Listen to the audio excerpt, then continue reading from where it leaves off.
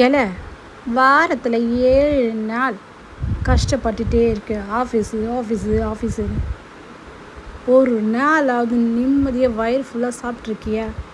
வாரத்தில் ஒரு நாளாவது வீட்டில் வச்சு இந்த மாதிரி சாப்பிட்டு பாரு, எவ்வளோ திருப்தியாக இருக்கும்.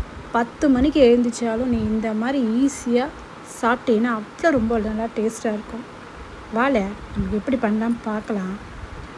ஃபஸ்ட்டு பார்த்தீங்கன்னா வெங்காயம், பச்சை மிளகா, தக்காளி, அரிசி நம்ம எவ்வளோ தேவையோ அவ்வளோ ஊற வச்சுக்கிறோம். கொத்தமல்லி இதெல்லாம் ஒரு பேன் வைக்கிறோம்.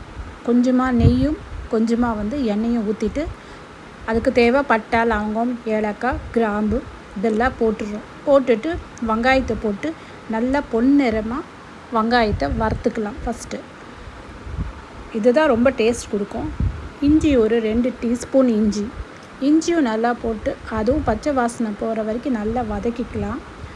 கொஞ்சமாக ஒரு கைப்பிடி அளவு புதினாவும் கொத்தமல்லி 2 சேர்ந்து அதுக்கப்புறம் தக்காளியும் போட்டு ஒரு நல்ல ஒரு பரட்டுங்க.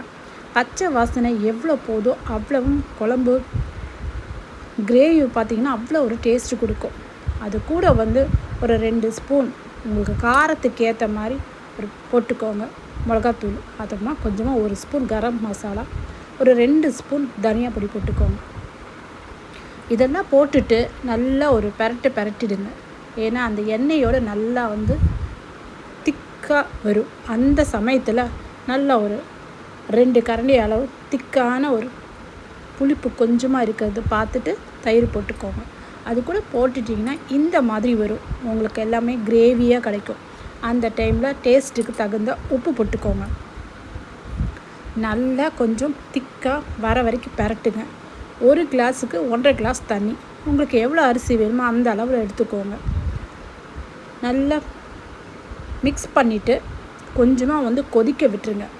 கொதித்து அப்புறமா பார்த்திங்கன்னா அதோட வாசனை இருக்குது பார்த்திங்கன்னா தனி ஒரு சுவையாக இருக்கும்.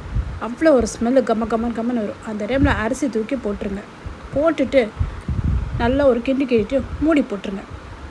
ஏன்னா இதுதான் நீங்கள் மூடி போட்ட அப்புறமா நல்லா திக்காக வரும். கொஞ்சம் ஹையில் வச்சுட்டு அதுக்கப்புறம் ஸ்லோ பண்ணிவிடுங்க. மூடி போட்டு வச்சுருங்க. அவ்வளோதாங்க, செமையாக 2 in 1.